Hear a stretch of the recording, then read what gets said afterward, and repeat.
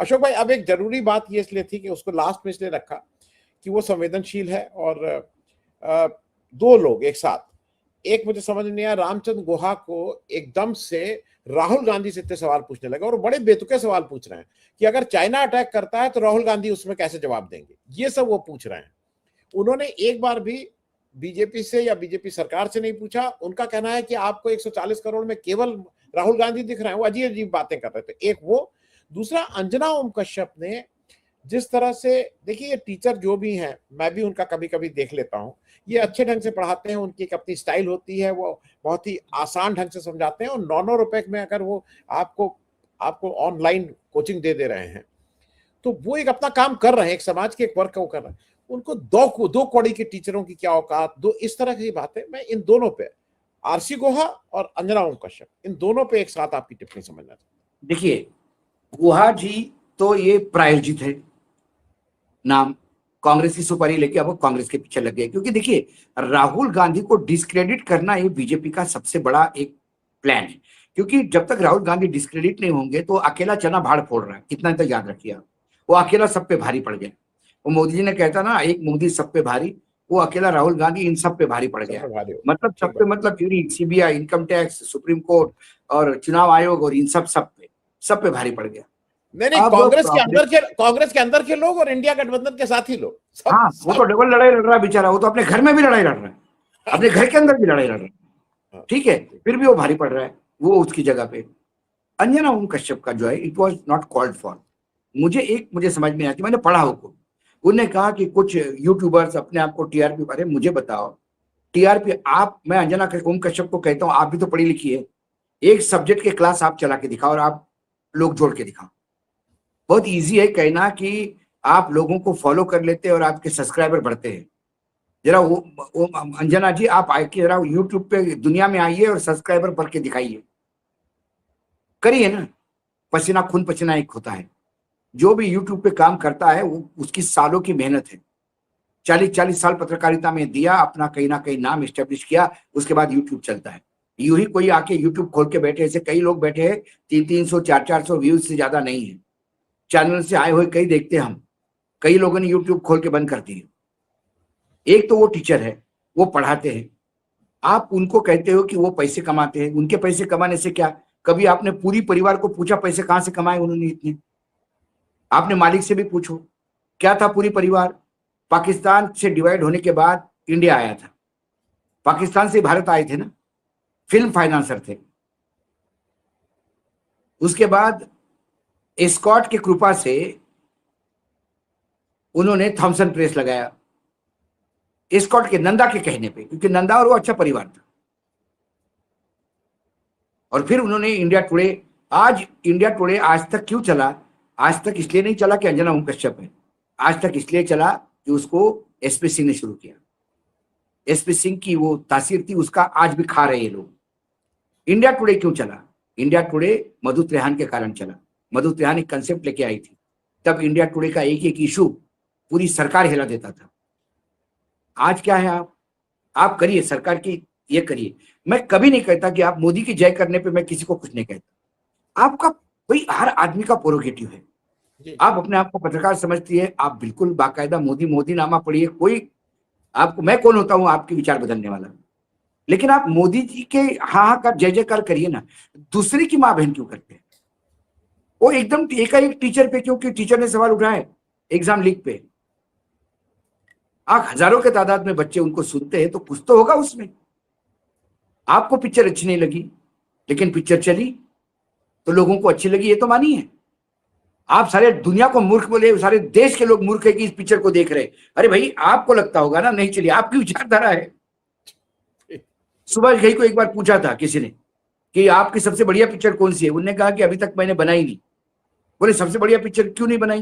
बोले बनाऊंगा तो प्रॉब्लम हो जाएगा, उसका प्रोड्यूसर मैं हूंगा, डायरेक्टर मैं हूंगा, उसका डिस्ट्रीब्यूटर भी मैं हूंगा और दर्शक भी मैं हूंगा, क्योंकि मुझे जो पिक्चर चाहिए वो पिक्चर। देखिए, हमारे एक मित्र है, फिल्मों में बहुत बड़ा नाम है, अब वो उन्होंने बेचारों ने एक पिक्चर बनाई खुद ही, स्ट्रगलर।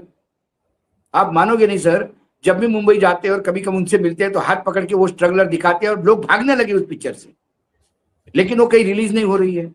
बहुत बड़ा नाम है, बड़े बड़े हीरो उसके साथ काम करने में तरसते हैं। वो मुझे बोले बताओ यार, मैंने एक दिल से पिक्चर बनाई, कोई देखने को तैयार नहीं। मैंने ये पिक्चर आपने बनाई, आप ही के लिए, जनता के लिए नहीं है। तो ऐसे तो वही टीचर्स है, ये अच्छा काम कर रहे हैं। अब आपने टीचर्स को 2 टके का, मुझे भाषा देखिए, 2 टके का, और ये करते हैं और वो। अब मैंने बोला भाई अच्छा, उसमें एक और कुछ पत्रकार जुड़ गए जो चाटुकारिता के एक्सपर्ट है। उन्होंने कहा कि हमको भी मालूम है टीचर बाउंसर लेके चलते हैं। अरे कई पत्रकार बाउंसर लेके चलते हैं, कहां से आ गए इतने पैसे? कई पत्रकार चैनलों के मालिक बन गए, कहां से आ गए पैसे? घर में चूड़ियां बेच के या जमीन बेच के, कहां से आ गए पैसे? वो बाउंसर लेके चलते हैं, उनका ऑब्जेक्शन नहीं है। आप चलती है तो आप सिक्योरिटी के लिए चलती है, आपको ऑब्जेक्शन नहीं है। आपको तनख्वाहें मिलती है, आप अपना लाइफस्टाइल, लोग अपने बंगले का वीडियो डालते हैं कि मेरा बंगला, मेरा घर, मेरे आज बर्थडे 25 केक का है, ये सारी चीजें आप सोशल मीडिया में डालते हो, ये कहां से आए? आप कोई पैसा कमाता है उसको तकलीफ, वो यूट्यूबर पे वो कर रहे हैं वो तकलीफ, वो बोले एक्सप्लेनेशन बना के लोगों को मूर्ख बनाते हैं। अरे लोगों को मूर्ख क्या बनाते हैं? और यदि लोगों को मूर्ख बना के, तो फिर मोदी जी सबसे ज्यादा मूर्ख बना रहे हैं लोगों को। कभी उनको भी सवाल पूछो। क्या कभी अंजना ओम कश्यप ने ये सवाल पूछा कि स्कूल, कितने स्कूल बंद हो गए पिछले 10 साल में? कितने स्कूल, प्राइवेट स्कूल को प्रमोट किया गया 10 साल में? 10 साल में स्कूल के प्रॉपर्टी फीस का क्या है? इनके बच्चे कहीं और पढ़ते हैं बड़े बड़े स्कूलों में, इनको आम आदमी की कोई तकलीफ मालूम नहीं। अंजना जी के शायद पति जो है वो सरकारी नौकरी में है, वो भी एक डर होगा उनको कि भाई कुछ बोल दे तो उनको नौकरी चली जाएगी, उन पे आ जाएगी, हो सकता है। तो फिर आप, डर है आपको। आपको यदि आपके चैनल की जो बात है वही कहनी है, तो आप मोदी जी की शुभेच्छा जय जयकार करिए। आप ये भी कह सकते हैं कि देखिए आज थोड़ी गर्मी कम हो गई, धन्यवाद दे मोदी जी को। आप ये कह सकते हैं कि देखो आज पीने का पानी आया 4 दिन के बाद, मोदी जी को धन्यवाद दे।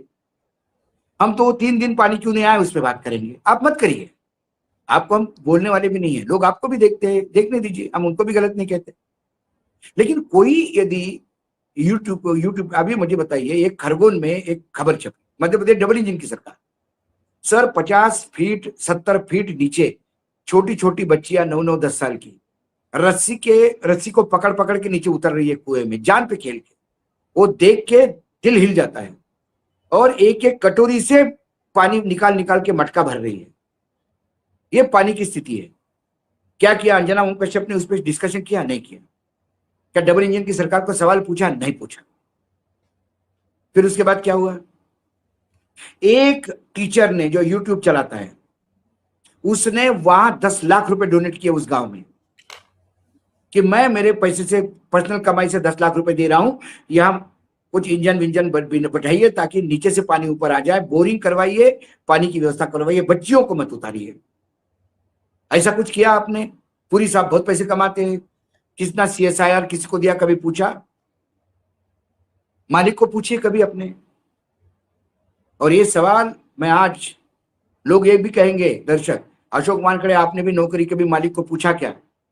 ये अशोक वानखेड़े डंके की चोट पे कहता है, फ्री प्रेस जर्नल में जब मैं नौकरी कर रहा था तो हमारे ही मालिक के सगे साले ने, जो डायरेक्टर था कंपनी में, फ्री प्रेस जर्नल पे एग्जीक्यूटिव डायरेक्टर थे इंदौर के, उन्होंने अपना सिनेमा हॉल तोड़ के वहां कॉम्प्लेक्स बनाने का प्रयास किया, और बिना नगर निगम के परमिशन से।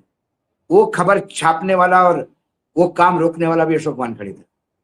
लेकिन तब अखबार के मालिक पुरी जैसे नहीं थे, अखबार के मालिक JK करनानी जैसे थे, जिन्होंने इंक्वायरी की और मुझे प्रमोशन दिया और अपने साले को समझाइश दी कि अखबार चलाते हम, गलत काम करोगे तो ये अखबार आपके खिलाफ भी छापेगा। गर्व है मुझे आज। तो ऐसा कुछ करके दिखाइए, आपको करना हो तो, या अपने पैसे से, अपने पॉकेट के पैसे, बहुत पैसे आते हैं आपके पास, उधर देख लीजिएगा। मराठी में एक कहावत है सर, स्वतःचं ठेवायचं झाकून आणि दुसऱ्याचं पाहायचं वाकून, मतलब खुद का छुपा के रख दो और दूसरे का झुकझुक के देखो। वो अंजना ओम कश्यप जी कर रही है, वो गलत है, ऐसा मुझे लगता है। उससे क्या पूरा पत्रकारिता बदनाम होती है, लोग गाली देते हैं।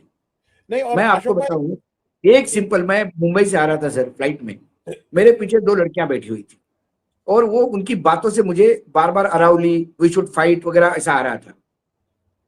तो मैं जब टॉयलेट के लिए जाने के लिए उठा और जब वापस आया तो मैंने वहां खड़े होकर उन लड़कियों को पूछा, मैंने बोला यू आर फ्रॉम राजस्थान? बोला यस। मैंने मुंबई में क्या करती है आप? हम जॉब करते हैं। बोले सर। तो मैंने अच्छा राजस्थान घर जा रहे? बोले नहीं, अरावली बचाओ, हमारा कॉल आया है तो हम छुट्टी लेके जा रहे हैं अपने पैसे से, क्योंकि अरावली टूट जाएगा तो सब बर्बाद हो जाएगा। तो 4 लाख बच्चे इकट्ठा हो गए थे और सुप्रीम कोर्ट ने फिर तुरंत सुओ मोटो उसका ले लिया और स्टे लगा दिया। तब उन लड़कियों ने सब, मैंने पूछा अच्छा क्या करती है, कैसा है, सब पूछता है। तो बोला आप क्या करते हैं अंकल? मैंने बोला मैं पत्रकार हूं। बोले आप लोगों ने तो देश डुबाया है, क्या बताएं आपको? फिर मैं हंसा। मैं अशोक वानखड़े हूं बेटा, मैं चैनलों पे काम नहीं करता, ये कभी जब उतरोगी तब यूट्यूब पे देख लेना। तो वो लड़कियां उतरी, उन्होंने तुरंत यूट्यूब पे देखा। बाय द टाइम जब नीचे आते आप और सामान के लिए इंतजार करते हैं, वो दोनों लड़कियां मेरे पास आई, we are very sorry uncle, आप तो हमारे साथ लड़ाई लड़ रहे हैं। लेकिन पत्रकार बोलते से जो छट करके उनके मुंह से आया, अरे आप लोगों ने तो देश डुबा दिया सर, आपसे क्या बात करना। ये रिएक्शन है, ये रिएक्शन ऐसे लोगों की वजह से होती है। Correct correct correct. ये प्रॉब्लम। और अशोक भाई, मैं सबसे अच्छा लगा उसमें से एक टीचर जो है, नाम हम लोग क्या लें, सभी टीचर ने अच्छा रिएक्शन दिया, किसी ने गाली गलौज नहीं की। उसने सिर्फ एक चीज कहा, उसने कहा कि भाई जब मीडिया अपना काम करना बंद कर दे तो ये शिक्षक की जिम्मेदारी हो जाती है कि वो बोले, नहीं तो ये मैं तो जिम्मेदारी के तौर पे ये करंट अफेयर्स बोल रहा हूँ, नहीं तो ये मेरा। हमारे पास सबसे बड़ा उदाहरण चाणक्य का है। जब अराजकता मची तो उस चाणक्य को, शिक्षक को बाहर आकर समाज को शिक्षित करना पड़ा। सभी लोग शिक्षक ही थे पहले, जो आजादी के आंदोलन में, इसमें से कितने शिक्षक थे। चलिए अशोक भाई, बहुत बहुत धन्यवाद बातचीत करने के लिए।